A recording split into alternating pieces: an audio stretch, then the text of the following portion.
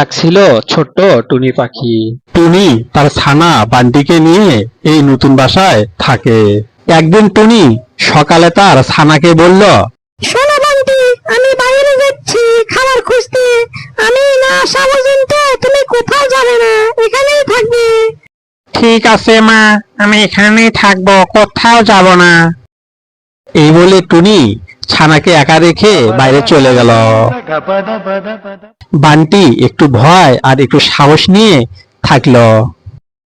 টুনির বাসার একটু দূরে ছিল এক দুষ্ট শিয়াল। টুনি তো নতুন, ওর একটা ছানাও আছে। যেভাবে হোক টুনি ছানাকে আমাকে খেতেই হবে, কচি মাংস। আহা। এই বলে দুষ্ট শিয়াল টুনির বাসার দিকে রওনা হলো। টুনটুনি নামের একটি পাখি বান্টির সাথে গল্প করার জন্য বান্টির বাসায় আসলো। ঠিক সেই মুহূর্তে সেখানে শিয়াল এসে পৌঁছিল। বাবা কি দারুন, খেতে আসলাম একটা পাখি, এখানে এসে দেখি দুইটা পাখি। এই আরে তোরা, তোদেরকে একটু মজা করে খাই। বান্টি অনেক ভয় পেয়ে শিয়ালকে বলল, না না শিয়াল মামা, আমাকে খেও না, আমাকে ছেড়ে দাও।